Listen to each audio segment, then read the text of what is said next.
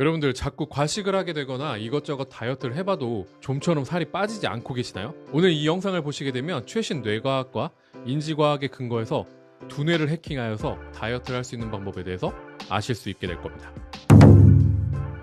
수잔 톰슨의 저서인 뇌과학자가 알려주는 정말 살을 빼는 식이요법에 소개시켜 드리려고 하는데요. 저자는 미국의 로체스터 대학에서 뇌과학과 인지과학에 관한 연구를 하는 교수라고 합니다. 이 책은 뇌과학에 기반한 체중 감량 방법에 대해서 쓰여진 책인데요. 이 책에서는 뇌과학적 관점에서 왜 우리는 이렇게 먹어버리는지, 어떻게 하면 먹지 않아도 되는지를 알려주고 있습니다.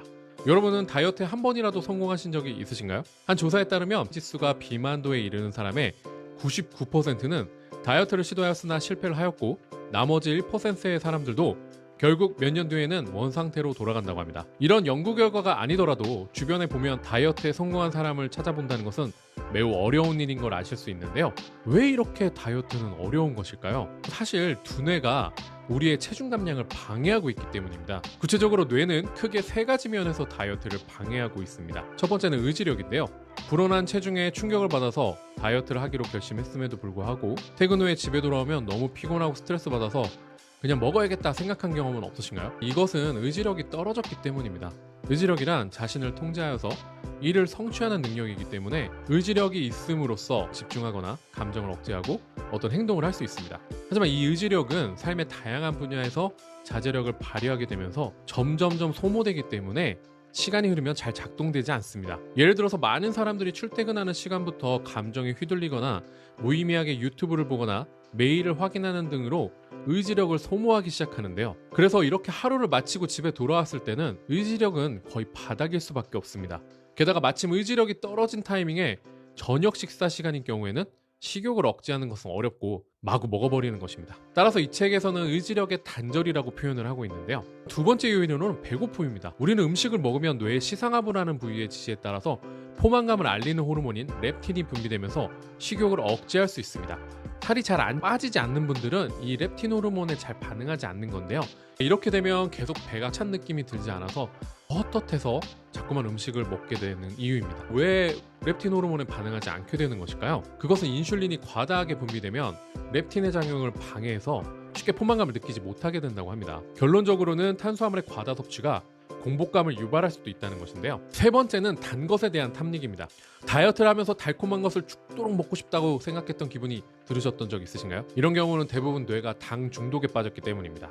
과당이나 백설탕 등 가공 과정에서 첨가된 것들, 예를 들어 주스나 케이크, 과자 등이나 또는 정제된 밀가루, 삼백 중독에 걸렸다고 하는데요. 인슐린을 분비시키는 당제를 섭취하는 것에 의해서 뇌에서 기분이 좋다고 느끼면 도파민이라는 물질이 분비됩니다. 삼백 식품을 많이 먹게 되면 도파민이 너무 많이 나와서 뇌는 이렇게 많은 도파민을 받아들일 수 없다고 판단하기 때문에 도파민의 쾌감을 뇌에 전달하기 위한 수를 줄여서 대응하게 됩니다. 따라서 도파민 수용체가 줄어들기 때문에 이번에는 약간의 당질로는 만족감을 느낄 수 없어서 더 강한 음식을 찾게 되는 것인데요.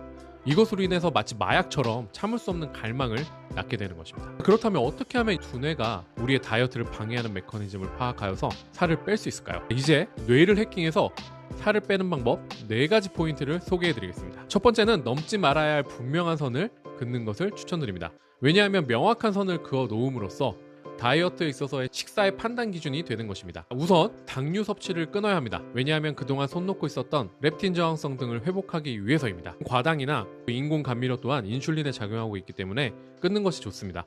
같은 당질이라고 해도 자연 과일은 식이섬유를 많이 함유하고 있기 때문에 인슐린과 도파민을 어느 정도 조절해주기 때문에 먹는 것은 괜찮습니다. 두 번째, 310품 중에 하나인 밀가루를 끊으셔야 합니다. 쿠키 등을 만드는 정제된 밀가루는 먹으면 체내에 빠르게 흡수되어 버립니다. 그러면 인슐린과 포도당도 급격하게 분비되기 때문에 배고픔과 갈망을 불러일으키게 됩니다. 그래서 당질과 마찬가지로 단호히 끊어서 배고픔과 갈망에서 벗어나도록 노력해 봅시다. 세 번째는 식사 시간을 정해놓고 꼭 지키는 것입니다. 왜냐하면 간식을 예방하기 위해서인데요. 그냥 배가 고파지면 무언가 먹는 습관이 몸에 배어있게 되면 간식을 내 생각보다 무의식적으로 많이 먹게 됩니다. 그렇게 되지 않기 위해서 하루 3끼를 정해놓고 그 시간만큼만 충분한 양의 맛있는 식사를 하시는 겁니다. 또한 식사 시간 설정의 포인트로 의지력이 없어지지 않는 시간으로 설정하시는 것이 도움이 되는데요. 예를 들어 육아를 하시는 분들이라면 아이를 재우고 나서 밤에 먹게 되면서 살이 급격하게 느는 경우가 많습니다. 이 시간에는 이미 체력과 의지력이 바닥이 나서 과식을 하는 경우가 많기 때문입니다. 따라서 이런 분들은 아이를 재우기 전에 미리 드시거나 재우기 전에 먹을 음식을 미리 준비해두는 등으로 노력을 하시는 게 좋습니다. 네 번째는 먹는 양을 정확하게 계량해서 먹는 것입니다. 많은 사람들이 배고픔과 갈망으로 인해서 자신이 만족할 수 있는 수준의 칼로리나 음식량을 잘 인식하지 못합니다. 그래서 나의 주관이 아닌 객관적인 중량으로 먹는 양을 정하시는 것이 좋습니다. 예를 들어서 보디빌더나 피지크 선수들이 디지털 계량기로 닭가슴살이라든지 브로콜리 등의 양을 정확하게 먹고 있는 것처럼 말이죠. 오늘 알려드린 이 4가지 꿀팁을 이용해서 나의 두뇌를 해킹해서 여러분들이 원하시는 대로 자유롭게 체중 감량을 하실 수 있기를 바라겠습니다. 만약 이런 방법으로도 다이어트가 어려우시다면 서울과 부산에서도 찾아오시는 해가온 팔치질 다이어트의 도움을 받아보신 건 어떠실까요? 오늘도 이 영상이 도움이 되셨다면 구독과 좋아요 눌러주시고 댓글 많이 남겨주세요.